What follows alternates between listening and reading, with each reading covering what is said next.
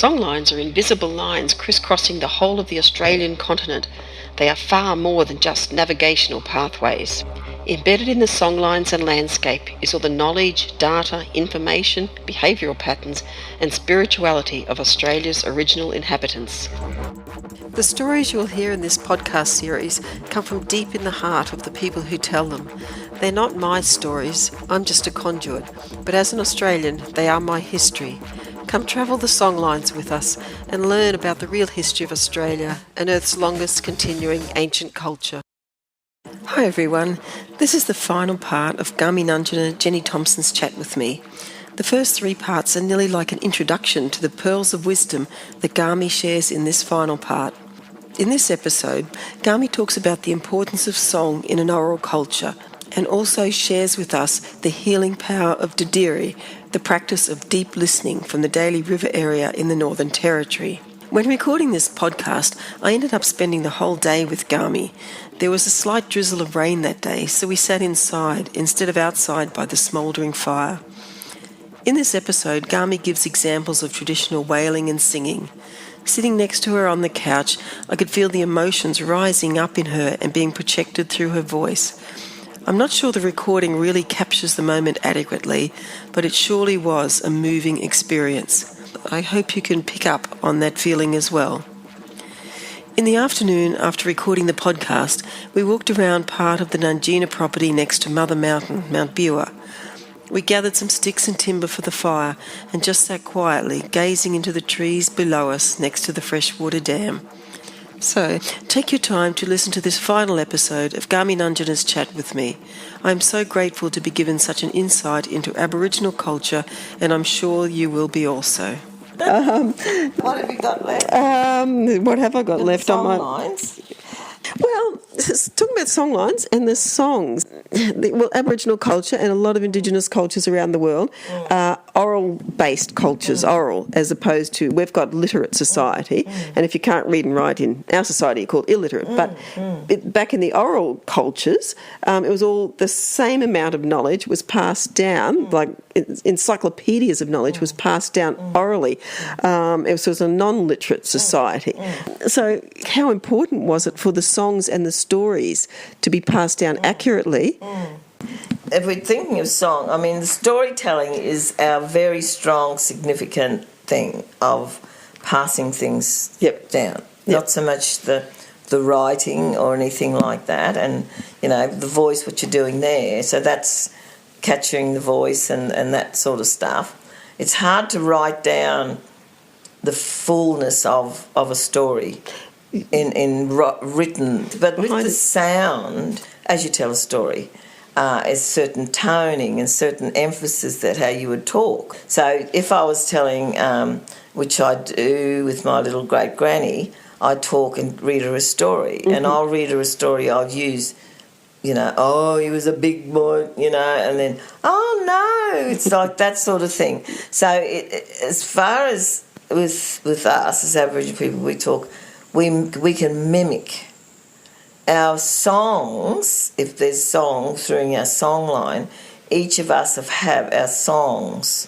This isn't anything to do with song lines. No. Our singing.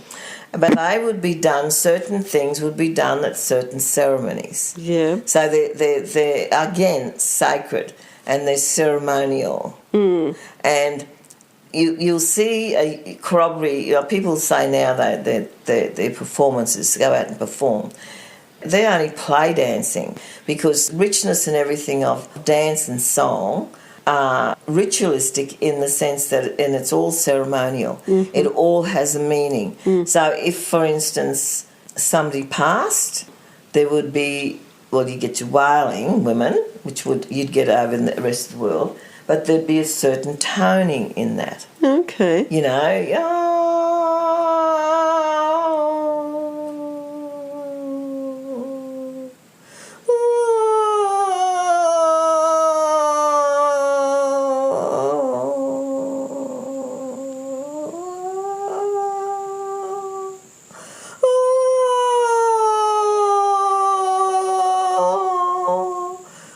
now, I can go on and I can go even deeper with that because I have used it when I'm working with people in great pain. Beautiful.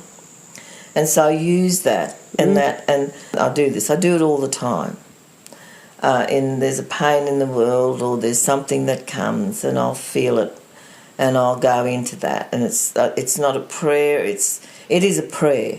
Yeah. But there's no words. The vibrations. You can't put words. No. And people, they have the bell. There's all sorts of things that bring in, and that's through singing and song and music and your sound of your voice and things like that.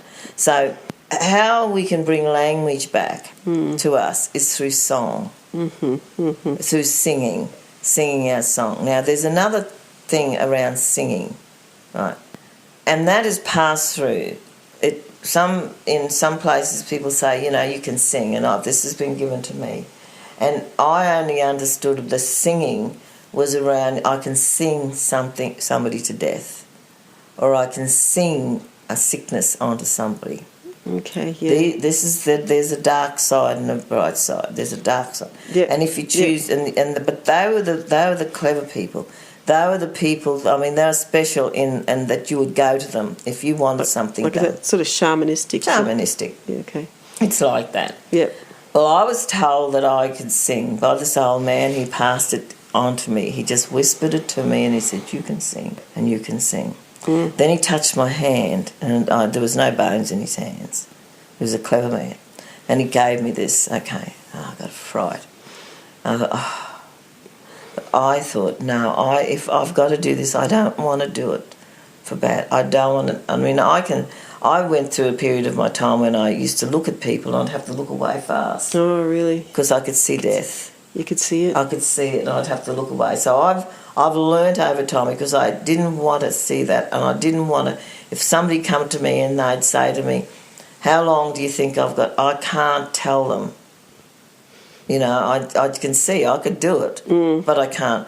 And if somebody come to me and said, it's what they talk about today is the law of attraction. Mm-hmm. You would know that. Sort of, yeah. So when we think about something, we've got to be careful what we think and we've got to be careful of what we say and how we say it. So we don't draw it Otherwise, you can draw it reality. into you, but you can push it out to others. Okay. Mm-hmm. So with the I thought, I'll go to, because I've seen men and women. I've seen people growing up who were sung, and a beautiful cousin of mine, or an auntie she was, and she was sung, point of the bone, whatever that. Well, this was done by a different. I won't give that group of people any more power. No. And but anyway, and I saw her. She's the most beautiful woman, and I saw her. I've seen lots of stories like this, but anyway, I thought, no, what did you give me that for? And this old man who gave it to me, and I thought to myself, I've got to learn to use this in the right way. And after a while, I don't know, he kept appearing to me. I'd be coming backwards and forwards on the bus. So I used to be at Toowoomba doing placement or whatever, and this was just not long after that. And this old man, would be sitting there, and I'd say, oh, uncle. And then he'd be gone. Anyway, he's a shapeshifter. And but what I found out, he was coming down to Brisbane. I said, what you down here for? He said, I'll come down. He said, I'm going to a youth conference. Now, I'm youth trained, and I was going to the same conference. And I went there, and he was up there, and he said this, I'm a peacemaker. I work with young people to bring them through. He gave me my answer to use, because he was the one I said, so okay. You are a peacemaker. You use your singing voice or anything for bring peace. You support people in their grieving and things like that, and you work with young people and children. Yeah. Right. Yeah. So it's like I can give people, I can listen to their songs, their stories. Yep. I can listen to them. I can listen to them deeply. Yep. Because I know it. I've been there, and I carry. For a long time, I've had to carry the pain of my people and the world, more or less. What do you do with that pain? You know, what do you do if that pain? And like somebody was talking about like the pain of the earth and the pollution and everything, and some people can feel that and drag it into and keep it in themselves. So that's right. That's the secret. You do not. You join with others. So do you transform that somehow? You can turn it. But it's in living your life. It's just like. Just say recently they've said that like Cape Town has only got 3 months of water left or something, right? So I've got African roots, and I'm thinking of that. And this woman who was a weaver, she come from there, and she went back over there. Anyway, before she left a little bottle of water, and I've got that little bottle of water to work to bring water back over there. In that same time that they're having less water, we are having a lot of water. Absolutely. Right? Yep. So we don't complain about, okay, what we say is, I can say what I've done, okay, thank you, this has come. And we can see the creeks and the rivers filling up over there. Okay. You know, that's the thing, how we don't realise. It's the law of attraction. It's in what we think. Be careful of what you think and say. Be careful of it because it can come back to you. It's like, don't point a finger at anyone because 3 come back. That's right, yeah. It's that sort of thing. So you learn that over time. And then, you know, as that's happening, and then I'm learning because I've heard wailers, I've heard beautiful, these operatic voices. I've heard the Torres Strait Island women singing. It's, you know, the centre, the women that all get around when the boys are having their initiations, and the women around there. And, and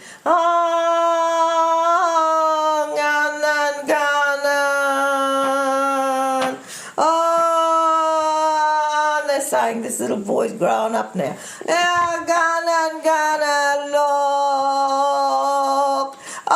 But they do that because the mother's letting go of their child. Yeah. You know, and this child is in Nangama. This is where the old women. No, I can feel it. I can feel it. I can feel it. Makes some tears come to my eyes. So we have the girls going through, and we go, the same way. Yeah, yeah. You know, my old aunties used to sing over me. Right. And I got my first blood. Right. You know, and they went,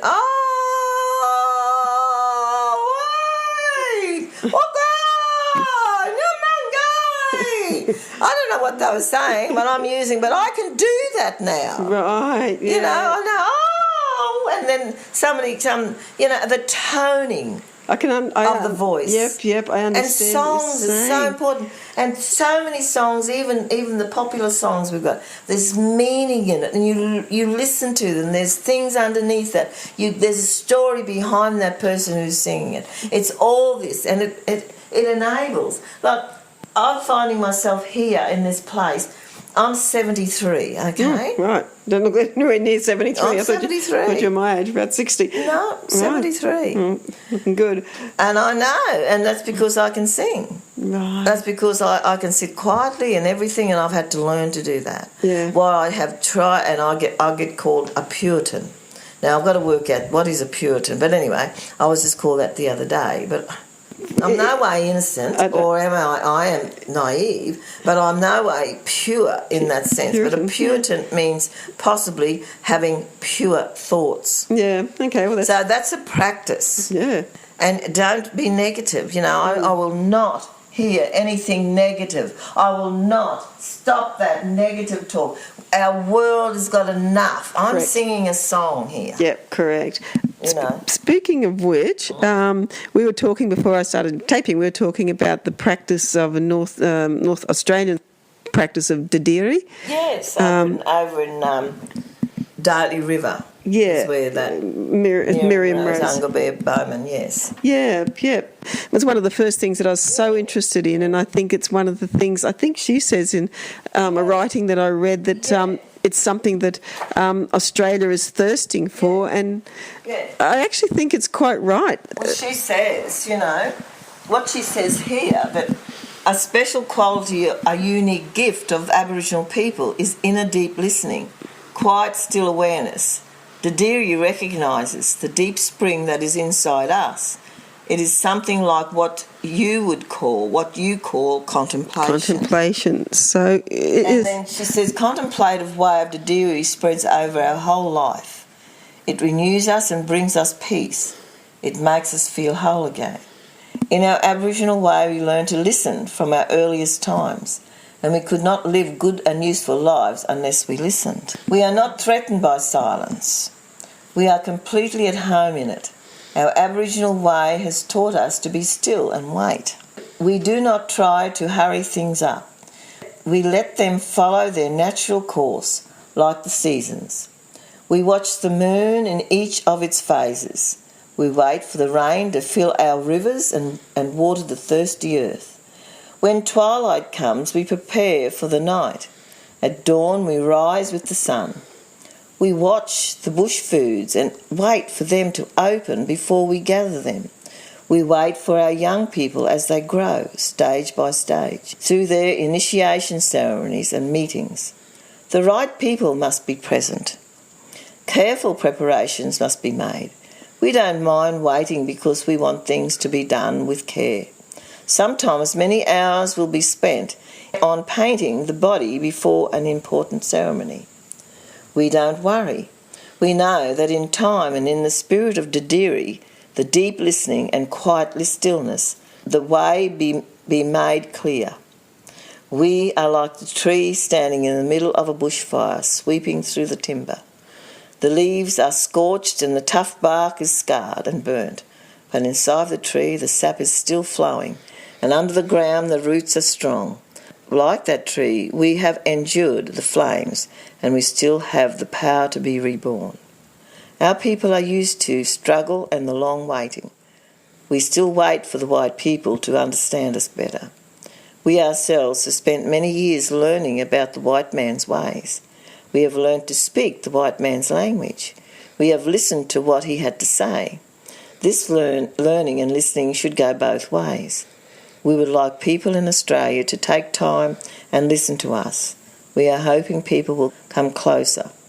We keep on longing for the things that we have always hoped for, respect and understanding. We know that our white brothers and sisters carry their own particular burdens.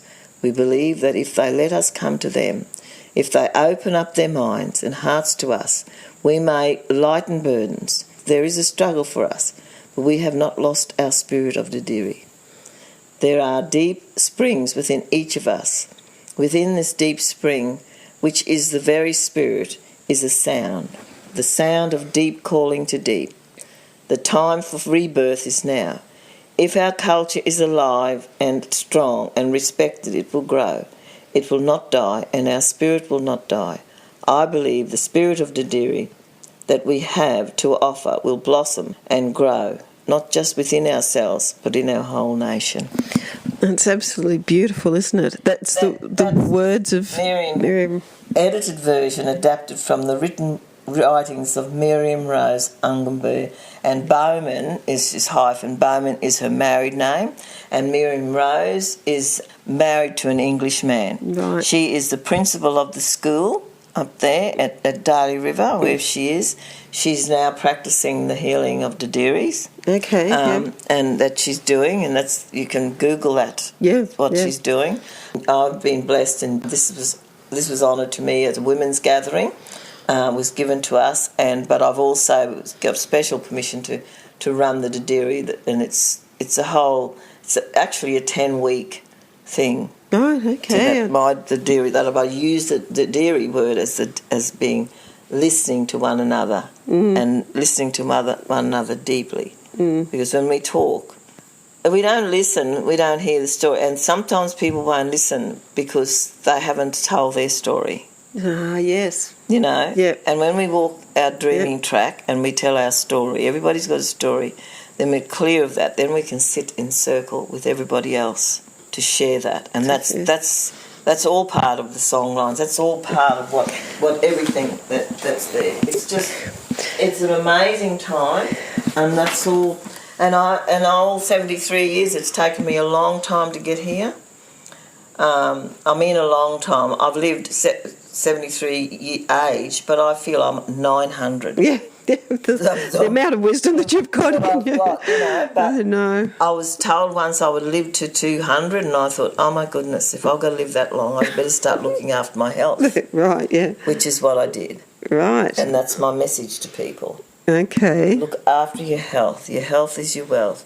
And, we can get all the toxins and we can do all the stuff. And yes, you can come to this mountain, you can come anywhere. There's places, even by the sea, to sit quietly and contemplate. Right. That's what the dairy is about.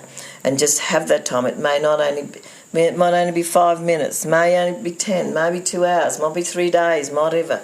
But just sit quietly within yourself and know yourself and how you react to certain things. Right. Like, okay, death is part of life. Yeah. We're born to die.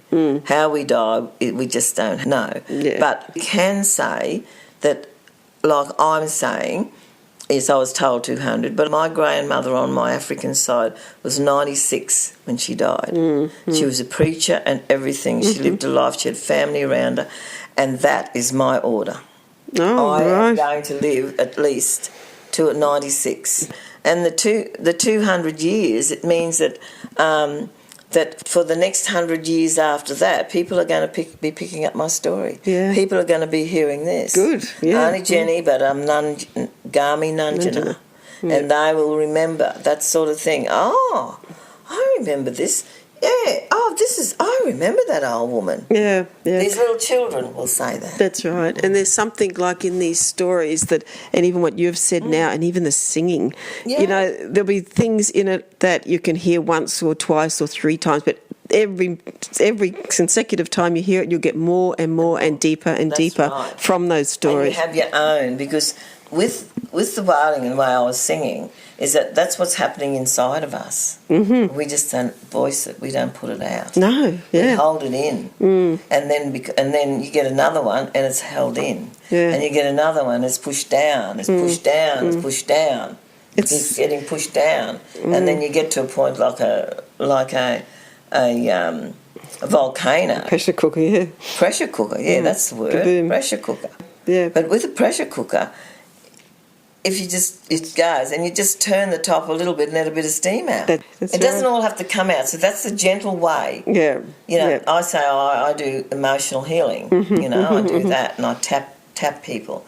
But it's gently done, just a little tiny bit first. But then some people might say, I'm tired of this, can we just do something? I need to get rid of it. I want to get on. Okay, you ready for it? Here it is. Kaboom. Let it out. Right, yeah. This is how mountains like this. Mm-hmm. This is like anywhere, going to the sea. That's how we can let it out. Yeah.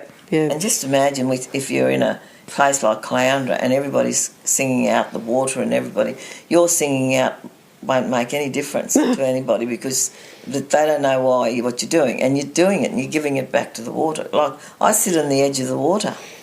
Yeah. And my feet, because I have peripheral neuropathy, nerve pain, and osteo. And so I sit there to get that. And as I'm doing it, it's like thanking it and it's all going. Yeah. What's that? That's all lifestyle. That's all that's happening here. I've got these big things around my knees. What is that? That's just a whole lot of things that I've held in. Yep. Yeah. So work on and exercise it and do. And every time you do release some. Release some. People say, how did you move that? And I said, well, I don't know. I just asked. I just moved it. Yeah. But first of all, you've got to know that you've got a blockage or something that has to be moved. That's right. And then some people be fearful of. You can do it by moving furniture. Okay. By sweeping. Yeah, or even cleaning out becoming a minimalist, and it's good for your soul. I'm doing with my boxes and everything now. I've carted around, made a big load. And I've got storage down there that I just said this morning. I'm emptying it out. I won't talk you for too much longer because there's so much we could talk about. But I just would mention that when you were singing, I could see how that I could understand, understand how that would work, which I've never. Tried to do anything like this or do the Dadiri, you're wanting to do that. Yeah, I will definitely. Yeah, and then you'll know. And I'm now more teaching, passing things on to people because we've all got it in us. And it's time for people to come, and especially around your age. I'd say I'm here caught with 30s, 40s, 50s and 60s. Yeah, yep. And everybody has a different thing that happens through them, and we've all got that. Well, I'm 70 and it's my time. And I can look back at all those ages and understand and know who everybody is. But I was never able to bring it out. Yeah, about that because time. nobody, well, they didn't listen or everybody was going. But today we have that opportunity. We can have a circle set with all the different ages, and everyone will be able to relate to something in that. Yeah, okay, let's do it. Very much looking forward to that. Yeah, because it's so wonderful. And, the women that are coming for the healing, and on the same day here, on the weekend, we're having a silk workshop, and then we're having the I Am workshop. But we're all joining in, and what I said earlier about we're weaving in the new dreaming. Oh, that's a fantastic phrase to finish up on today, isn't it? So weaving the new dreaming. Weaving in the new dreaming. Because what I started talking to you about before I turned on the tape was, I think, a lot of Western society, we've, a lot have sort of given away orthodox religions or come to, we're brought up with it, but come to question it. And, some are still there, and not saying there's anything, about that, but we seem to be in between stories that I read somewhere recently. I think it was Thomas Berry.